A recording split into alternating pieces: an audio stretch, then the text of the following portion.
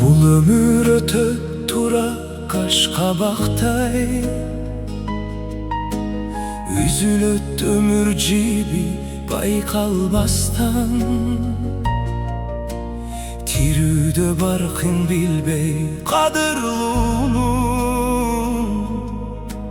kalabız ökünüçkö baş kalkala. Adamdı ölüp kalganda mıhtı deybiz, attın arman ajal kaydan çıktı deybiz.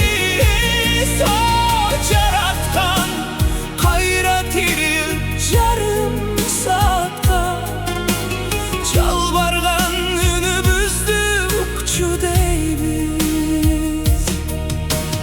Canımızda жүргөндө карадыкпы, жан эле бул кандай деп бааладыкпы. Жан дүйнөсү жабыркай күттү балким, жарты оз жылуу сөзгө жарадыкпы. Адамды өлүп калганда мыкты дейбиз, аттың арман ажал кайдан чыкты дейбиз. О жараткан кайра тирил жарым саатка, жалбарган үнүбүздү укчу дейбиз.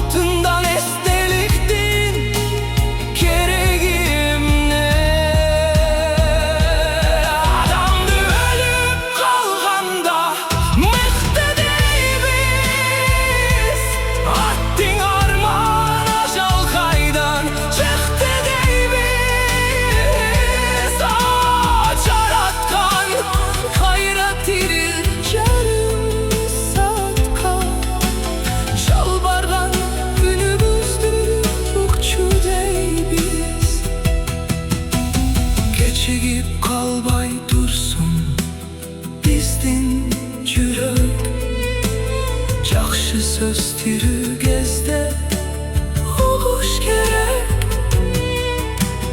Dünyada kança baylık dursa dahi,